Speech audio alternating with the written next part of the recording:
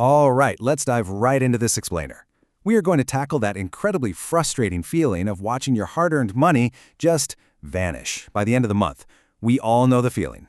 Today, we fix it. You know the feeling, right? You look at your bank account and get that immediate spike of financial anxiety. You're thinking, wait, is there enough to cover the bills, or did I forget an upcoming payment?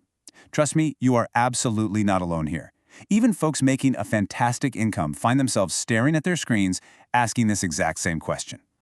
So over the next few minutes, we're going to walk through the exact blueprint to stop stressing over your paycheck. We'll cover the disappearing paycheck problem, meeting zero-based budgeting, the 6 steps to zero, handling irregular income, and finally, how this all stacks up against other methods. Part 1. The disappearing paycheck problem. To kick things off, we need to realize that the fundamental issue for most people isn't actually a lack of income. It's a lack of focused intent on where that money should be going. Without a solid plan, your cash just kind of leaks away on everyday purchases you barely even remember making. And there is a massive difference between just tracking your spending after the fact and actually budgeting to take control. Think about it.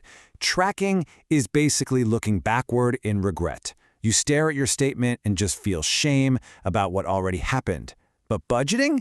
Budgeting is looking forward. It's telling your money exactly what to do before the month even begins, so you can actually spend your money without all that guilt. Which brings us to part 2, meet zero-based budgeting. Now, this concept has actually been around since the 1970s, but it remains the absolute best way to manage your household finances today. So here's the core philosophy. Zero-based budgeting, or ZBB, is a method where your income minus your expenses equals exactly zero. You are starting from scratch every single month and accounting for every single dollar until literally nothing is left unassigned. Now hold on, let's clear up a massive misconception right out of the gate.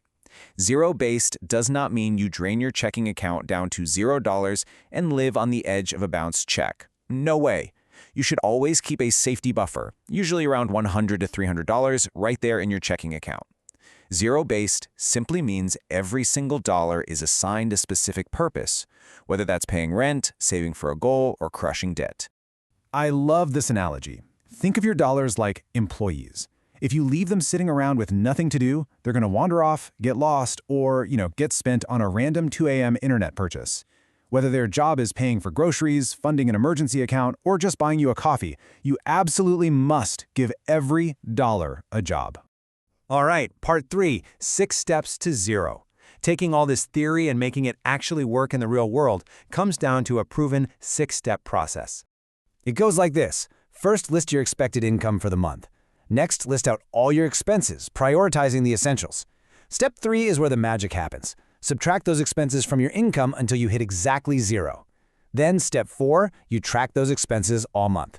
Step 5, adjust as life happens. And finally, step 6, make a brand new budget before the next month begins. Because let's be real, no 2 months are ever exactly the same. Let's put some real numbers to this. Imagine a $4,000 monthly income. Every single category here, from rent and utilities all the way down to fund money, absorbs that income perfectly until exactly $0 are left unassigned.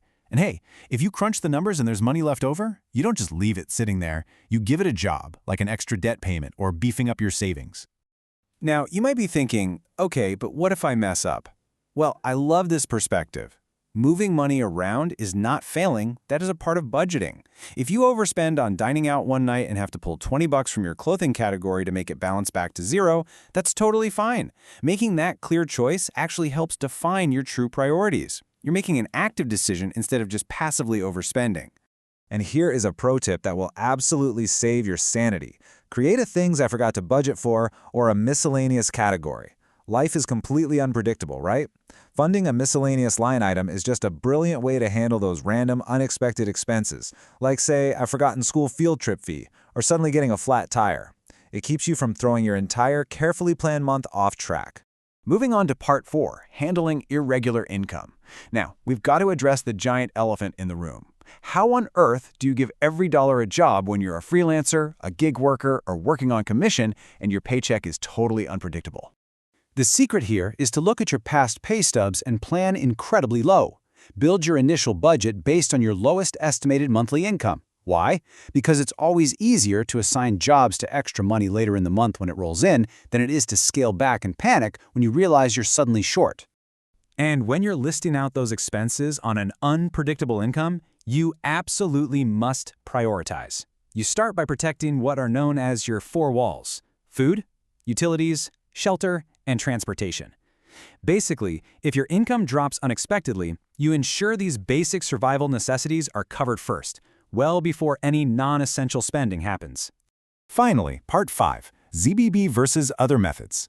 To really understand why zero-based budgeting is so empowering, it helps to see how it stacks up against other popular strategies out there. It's not the only way to budget, but it is often the most effective for reaching big goals. You've probably heard of the 50-30-20 rule. It's a famous beginner method that divides your after-tax income into 3 broad slices: 50% for needs, 30% for wants, and 20% for savings and debt. It definitely promotes a nice balanced approach to your finances, but it inherently lacks deep detail. While 50-30-20 is super simple, it doesn't adapt well to real-life complexities. Like if you're aggressively trying to pay off a massive student loan or save for a house down payment, 20% just might not cut it. Zero-based budgeting wins out here because that extreme specificity gives you total control. Contrast that with traditional methods, where you just write your expenses down once and hope for the best, which usually just end with you losing track of your spending entirely. What's really cool is you can even supercharge your zero-based budget by combining it with other smart tactics. Take the envelope system, for example. Physically put in cash in labeled envelopes for tricky categories like groceries. Once the cash is gone, it's gone. Or try sinking funds. That's where you set aside a small amount each month for big, irregular expenses, like a yearly car registration or a summer vacation. That way, the money is just sitting there waiting when the bill finally comes. Now, if you're going to try this out, I really want you to keep this number in mind: 3. It typically takes about 3 months to overcome the learning curve and get totally comfortable with this routine. Your first month is going to feel clunky, and you'll definitely forget things. But you know what? That's totally normal. Messing up early on is just part of the process of dialing it in. So, I'm going to leave you with this empowering question. Instead of getting to the end of the month and wondering where on earth your money went, take the wheel. What intentional, specific job will you give your very next dollar? Thanks for tuning into this explainer. Now go give those dollars a job.